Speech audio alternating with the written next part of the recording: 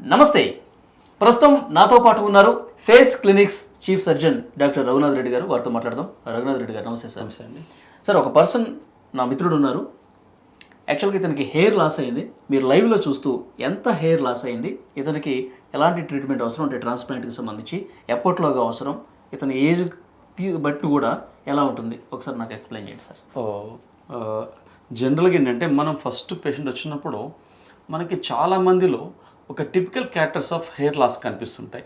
వీళ్ళు ఉన్న typical characters ఏంటంటే ఫ్రంట్ పార్ట్ కంప్లీట్గా వెళ్ళిపోయింది అండ్ వర్టెక్స్ కూడా బాల్నెస్ స్టార్ట్ అయింది. దీంతో పాటు ఏంటంటే నేను చెప్పేది ఏంటంటే చాలా మంది చెప్తుంటాను హెయిర్ లాస్ మనకి mainly genetical and hormonal factors వల్ల అవుతుంది అని.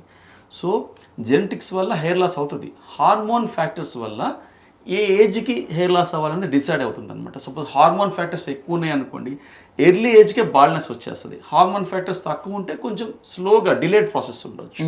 అంటే ఈ హార్మోన్స్ ఏం చేస్తాయంటే టెస్టోస్టెరాన్ హార్మోన్ 5-DHT అంటారు, 5-డైహైడ్రోటెస్టోస్టెరాన్ హార్మోన్ అంటారు.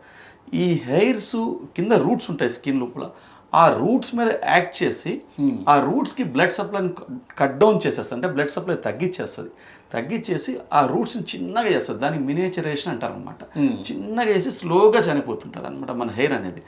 మీ కింద నేను ఎక్స్ప్లెయిన్ చేశాను వీలస్ హెయిర్స్, టెర్మల్ హెయిర్స్ అంటే ఏంటనేది ఎక్స్ప్లెయిన్ చేశాను. మీరు అడిగారు కదా ఎన్ని రకాల హెయిర్స్ ఉంటాయని. సపోజ్ మన గారిని చూసుకుంటే గారి ఏజ్ 28 ఇయర్స్. 28 ఇయర్స్ చూసినప్పుడు కృష్ణ గారు మన దగ్గరికి వచ్చినప్పుడు ఫస్ట్ మనం చూసేది ఆయన బియర్డ్ చూడండి ఎంత థిక్గా ఉందో. సో ఆయన బాడీ హెయిర్ కూడా చాలా థిక్గా ఉంది. అంటే ఏంటంటే ఆయన హార్మోన్ లెవెల్స్ చాలా ఎక్కువ ఉన్నాయి, 5-DHT levels. So that is the first observation మనం. సో మెయిన్ ఏంటి జెనెటికల్గా ఆయన father side mother side baldness ఉంది, ఆయన హార్మోన్ లెవెల్స్ ఎక్కువ ఉన్నాయి. ఆటోమేటిక్గా ఆయనకి బాల్నెస్ కొంచెం ఎర్లీ ఏజ్ 26-27లోనే స్టార్ట్ అయి ఉండాలి మనకి. సో దీంతో పాటు మనం చూసినప్పుడు ఏంటంటే సార్ని చూసినప్పుడు ఎంతవరకు లాస్ అయింది అండ్ వీలస్ హెయిర్ ఎట్లుంది, టెర్మల్ హెయిర్ ఉంది అంటే ఏంటంటే మనకి ఈ ఫ్రంట్లో హెయిర్స్ కనిపిస్తుంది చూసారంటే స్లైట్గా కలర్ చేంజ్ అయి ఉంటాయి. ఈ మన వర్టెక్స్ మీద కూడా స్లైట్ కలర్ చేంజ్ అయి ఉంటాయి, స్లైట్ గ్రేష్ కలర్లో ఉంటాయి. అంటే that hair is going to die, ఆ హెయిర్ స్లోగా చనిపోతుంది. దాన్ని మనం వీలస్ హెయిర్ అంటాం. ఇప్పుడు ఈ సైడ్స్ కానీ బ్యాక్ సైడ్ కానీ చూసినప్పుడు చాలా యాక్టివ్గా ఉంటుంది హెయిర్, చాలా ఒత్తుగా యాక్టివ్గా స్ట్రెంగ్తీగా రోబుస్ట్గా మనకి అది ఎలా ఉంటుంది అంటే ఒక లైవ్లీగా అనిపిస్తుంటుంది హెయిర్ పట్టుకున్నప్పుడు కూడా. ఈ పట్టుకున్నప్పుడు మనకు చాలా ఫీలింగ్ తెలుస్తుంటుంది. ఇదేంటంటే అంత లైవ్లీగా ఉండదు, ఇక్కడ లైవ్లీగా ఉంటుంది. సో ఈ హెయిర్ని వీలస్ హెయిర్ అంటాము, ఈ హెయిర్ని టెర్మినల్ హెయిర్ అంటాము జనరల్గా. సో ఫస్ట్ అబ్జర్వేషన్ ఎంత వీలస్ హెయిర్ ఉంది, ఎంత టెర్మినల్ హెయిర్ ఉంది. సపోజ్ మొత్తం హెయిర్ ఉండి కొంత పార్ట్ వీలస్ కొంత పార్ట్ టెర్మినల్ ఉండి మొత్తం బాగానే ఒత్తుకుంది అనుకోండి, ఆ పేషెంట్ని మనం మెడిసిన్స్తో ట్రీట్ చేస్తాం చాలా వరకు. ఫర్దర్ ఫాల్ లేకుండా ఆపుతాం మనం. అంటే మెడిసిన్స్ అని ఏంటంటే ఫర్దర్ ఫాల్ లేకుండా కొన్ని రోజులు ఆపుతుంది తప్ప పర్మనెంట్గా పనిచేయం. సో ఇట్లా పేషెంట్ వచ్చినప్పుడు ఏంటంటే మనం ఫస్ట్ ఎంత లాస్ ఉందని డిసైడ్ చేస్తాం ఈ పర్సన్లో. అంటే దీనిలో ఏంటంటే మనకి స్టేజెస్ ఉంటాయి అనమాట హెయిర్ లాస్ స్టేజెస్లో. నార్వుడ్స్ క్లాస్ 1, 2, 3, 4 అట్లా 7 వరకు స్టేజెస్ ఉంటాయి. అంటే లాస్ని బట్టి ఎంత మేరకు లాస్ అయిపోయింది.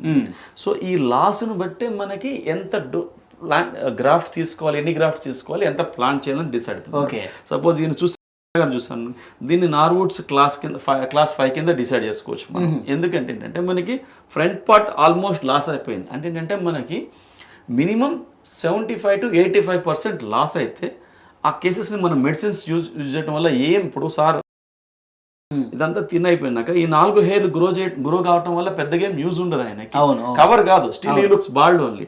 సో అంటే 90% లాస్ అయిపోయింది ఇక్కడ కానీ ఇక్కడ కానీ. సో ఇట్లా కేసులు ఏంటంటే బెస్ట్ మనం హెయిర్ ట్రాన్స్ప్లాంటేషన్ కంప్లీట్.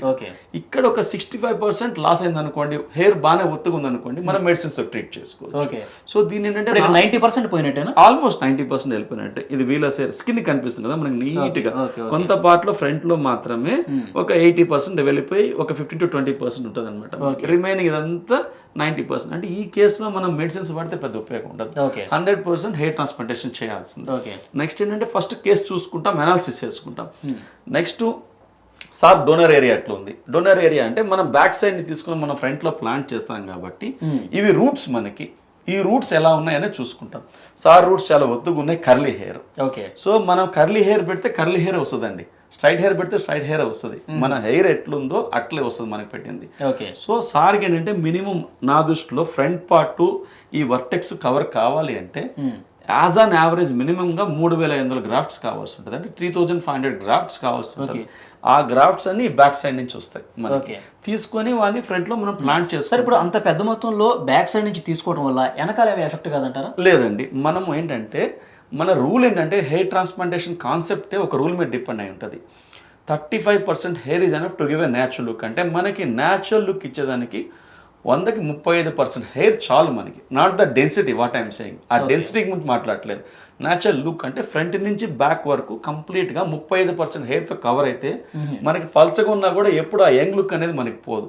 ఇప్పుడు సార్కి ఫ్రంట్ కంప్లీట్గా వెళ్ళిపోయింది ఫ్రంట్లో. ఓకే. సో ఈ కేసులో మనకి మినిమం ఏంటంటే 3,500 గ్రాఫ్ట్స్ కావాల్సి ఉంటుంది. అంటే 3,500 గ్రాఫ్ట్స్ అంటే 2% అంటే ఈచ్ గ్రాఫ్ట్కి 2 రూట్స్ లెక్క రేషియోలు మనం డివైడ్ చేసుకుంటే ఆల్మోస్ట్ మనకి 7,000 నుంచి 8,000 హెయిర్లు వస్తాయి సార్కి మనం ఫ్రంట్ నుంచి బ్యాక్ ప్లాంట్ చేసుకునేకి.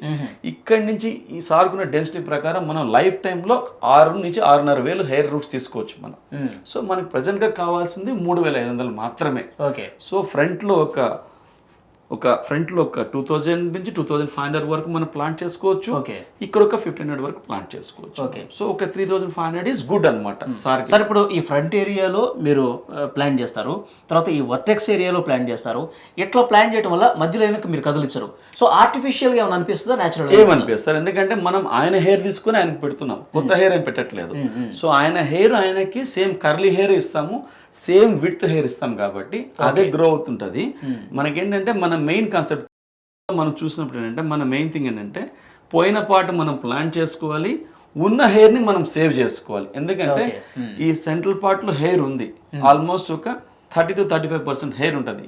ఈ పార్ట్ ని సేవ్ చేసుకోవాలి మనము.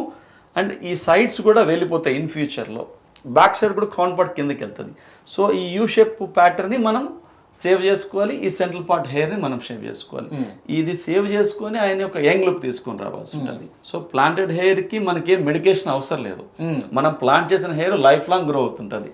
It has life time survival rate అనమాట. ఉన్న హెయిర్ నేచురల్ గా మనకి ఆల్రెడీ ఉన్న హెయిర్ ఎట్లా ఉంటుందో ఈ ట్రాన్స్ప్లాంట్ చేసిన తర్వాత కూడా 100% న్యాచురల్, ఎలాంటి తేడా ఉండదు. ఎట్లా దూకోవచ్చు మనం, ఎట్లా దూకోవచ్చు. అంటే మనం ఎంత నేచురల్ గా చేస్తాం హెయిర్ ట్రాన్స్ప్లాంటేషన్ అనేది డాక్టర్ యొక్క ఎక్స్పర్టైజ్, డాక్టర్ యొక్క స్కిల్, ఆయన ఎక్స్పీరియన్స్ మీద డిపెండ్ అయి ఉంటుంది. ఎన్ని కేసులు చేసామనే చాలా మ్యాటర్ అనమాట. యాక్చువల్గా మనం న్యాచురల్ యాంగ్లేషన్స్లో హ్యాంగ్లేషన్ చూడండి, హెయిర్ యాంగ్లేషన్ ఎట్లుంది ఆయనకి కిందకు ఉంది, అంటే ఏంటంటే బిలో 45 degrees ఉంటుంది హెయిర్ యాంగ్లేషన్. మనం న్యాచురల్గా యాంగ్లేషన్స్లో చేసుకుంటే 100% మనం న్యాచురల్ హెయిర్ లైన్ కనుక మంచిగా ఆయనకి ప్లాన్ చేసుకుని డిజైన్ చేసుకుంటే 100% మనకి న్యాచురల్ రిజల్ట్స్ వస్తాయి. సరే ఇప్పుడు ట్రాన్స్ప్లాంట్ అయిపోయిన తర్వాత మనం హెడ్ బాత్ చేస్తూ ఉంటాం. ఇది ప్లాన్ చేసినటువంటి హెయిర్ కాబట్టి ఏమన్నా మనం ఎక్కువగా దువ్వినా కానీ లేదంటే ఎక్కువ షాంపూ పెట్టినా ఏమన్నా లాస్ అయ్యే పరిస్థితి ఉందా? దీన్ని మనం హెయిర్ గ్రాఫ్ట్ అంటామండి, ఆటోలోగస్ గ్రాఫ్ట్. అంటే ఏంటంటే పర్సన్ బ్యాక్ సైడ్ నుంచి మనం తీసుకొని ప్లాంట్ చేస్తున్నాం. ఒకసారి మనకి బాడీలో ప్లాంట్ చేసినాక 10 days అయిపోతే అది మన బాడీలో ఒక పార్ట్ అయిపోద్ది. సో దాన్ని మనం ఏమన్నా చేసుకోవచ్చు. అంటే మనకి ఎంటైర్ గ్రోత్ వచ్చేదానికి 8 months to 1 year పడుతుంది హెయిర్ ట్రాన్స్ప్లాంటేషన్ చేసినాక. ఈ 1 year 8 months తర్వాత అంటే సపోజ్ మనం ఒక హెయిర్ ట్రాన్స్ప్లాంట్ చేయించిన ఒక 3-4 monthsకి మనం హెడ్ ట్రాన్స్ఫర్ చేయించుకోవాల్సి ఉంటుంది, హెయిర్ కట్ చేయించుకోవచ్చు. అది గ్రోత్ అని ఉంటుంది లైఫ్ లాంగ్ మనకి. రెగ్యులర్ గా మనం ఎట్లా హెయిర్ ఎట్లుందో అట్లే గ్రో అవుతుంటది. దాన్ని రెగ్యులర్ కటింగ్ చేయించుకోవచ్చు, మీరు హెడ్ ట్రాన్స్ఫర్ చేయించుకోవచ్చు, ఏమన్నా చేయించుకోవచ్చు. సార్ 1 day లో 1 sitting లో అయిపోతుందా ట్రాన్స్ప్లాంట్ మొత్తం? అవునండి. అంటే మనకి ఏంటంటే ఫేస్ క్లినిక్స్ లో ఏంటంటే మనము suppose if you want to do more number 3,000 grafts 2,500 grafts 1 day లో చేస్తుంటాము. కొంతమందికి ఏంటంటే 4,500 5,000 grafts చేయాల్సి ఉంటుంది, అంటే హెయిర్ లాస్ని బట్టి. సపోజ్ నార్వుడ్స్ క్లాస్ 7 ఉన్నారు, మనం ఏంటంటే ప్యూర్లీ ఎఫ్యూ టెక్నిక్ వాడతాం కాబట్టి నార్వుడ్స్ క్లాస్ 7 పేషెంట్లో మనం ఏం చేస్తాం, డోనర్ ఏరియా బాగున్నప్పుడు బ్యాక్ సైడ్ నుంచి ఒక 3,500 to 4,000 grafts తీసుకొని కొంత పార్ట్ మనం బియర్డ్ నుంచి కూడా తీసుకుంటాము. అంటే బియర్డ్ని కూడా ఒక డోనర్ ఏరియా వాడుకోవచ్చు.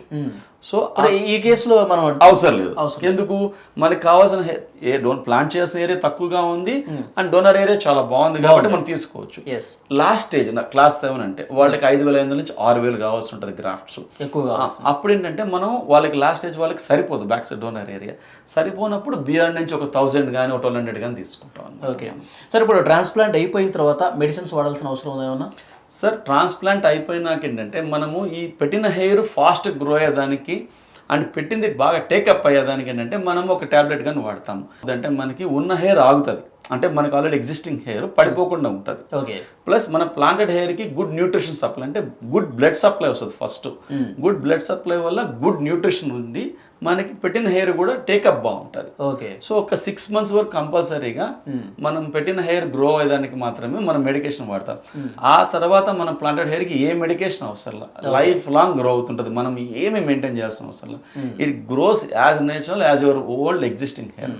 సార్ చాలా మందిలో ఒక అపోహ ఉంది సార్, హెయిర్ ట్రాన్స్ప్లాంట్ చేసిన తర్వాత ఎవరైతే చేయించుకుంటారో వాళ్ళు పెళ్లి కాకముందు చేయించుకుంటారు, పెళ్ళి అయిన తర్వాత పిల్లలు పుట్టే విషయంలో కొంత ఇబ్బందికర పరిస్థితి ఉంటుంది. ట్రాన్స్ప్లాంట్ వల్లే సరిగా పిల్లలు పుట్టలేదని చెప్పి అసలు కలగలేదని చెప్పు అనుకుంటూ ఉంటారు. నిజంగా ఇది వాస్తవం ఉందా? సార్ జనరల్గా అయితే ట్రాన్స్ప్లాంటేషన్కి ఎసెక్సువాలిటీకి అసలు సంబంధమే లేదు.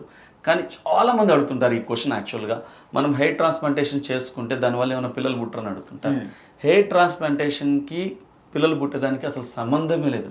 ఎసెక్సువాలిటీకి అనుకుంటే అసలు సంబంధమే లేదు. యాక్చువల్గా హెయిర్ ట్రాన్స్ప్లాంటేషన్ చేయకుండా ఏంటంటే మనకి ఒక టైప్ ఆఫ్ మెడికేషన్ మన హెయిర్ లాస్కి వాడుకుంటాం. యాక్చువల్గా ఏంటంటే మన హెయిర్ లాస్ కాకుండా కొంత మెడికేషన్ వాడతాం.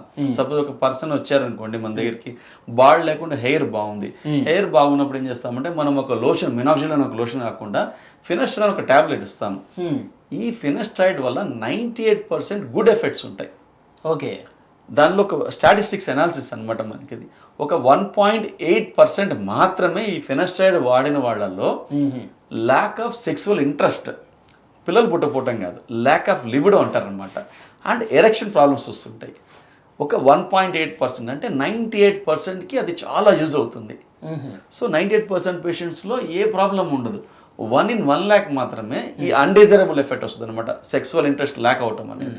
కానీ అది కూడా మనకి ఆ ట్యాబ్లెట్ వాడటం ఆపేయంగానే ఇమ్మీడియట్గా ఆటోమేటిక్గా వాళ్ళకి ఆ ఎఫెక్ట్ కూడా పోయి నార్మల్ అయిపోతాడు పర్సన్. అది ఒక్కొక్కసారి ఏంటంటే 1 month నుంచి 4 months లోపల ఎఫెక్ట్ తొలగిపోవచ్చు. సో చాలా చాలా రేరెస్ట్ పాసిబిలిటీ. దాన్ని ఎక్కువగా ఆలోచించుకుని పేషెంట్స్ ఈ ఫినస్ట్రైడ్ టాబ్లెట్ వాడట్లేదు. యాక్చువల్గా ఫినస్ట్రైడ్ టాబ్లెట్ ఒక మిరాకిల్ టాబ్లెట్ లాంటిది. అది వాడితే మన హెయిర్ చాలా వరకు ప్రిజర్వ్ అవుతుంది అన్నమాట. ఎక్కువ భయపడుతున్నారు. అయితే సైడ్ ఎఫెక్ట్స్ ఏమి ఉండవు. అబ్సల్యూట్గా సార్. అంటే ఏంటంటే ఏదైనా సరే ఎక్కువ తీసుకుంటే మనకి సైడ్ ఎఫెక్ట్ ఉండనే ఉంటుంది. ఏదైనా మన లిమిటెడ్ లెవెల్స్లో జాగ్రత్తగా డాక్టర్ చెప్పిన విధానం తీసుకుంటే ఎప్పుడు మ్యాక్సిమం మన సైడ్ ఎఫెక్ట్స్ని అవాయిడ్ చేసుకోవచ్చు. నిజంగా లైవ్గా చాలా ఎగ్జాంపుల్తో చాలా చక్కగా చెప్పారు డాక్టర్ గారు. సో అంటే హెయిర్ ట్రాన్స్ప్లాంట్ తీసుకుంటే కనుక ఏమైనా అపోహలు ఉంటాయని చెప్పి చాలా మంది భయపడిపోయి రారు, అసలు యాక్చువల్గా క్లినిక్కి రారు. సార్ ఈ ప్రొసీజర్ టైం టెస్టెడ్, మనం ఇవాళ చేయట్లేదు. నేను 15 years నుంచి ఈ ఫీల్డ్లో ఉన్నాను. బియర్డ్, ముస్టాచ్, హెయిర్ చాలా వరకు చేశాను నేను. యాక్చువల్గా ఇది మనకి ఒక 30 years నుంచి ఉంది.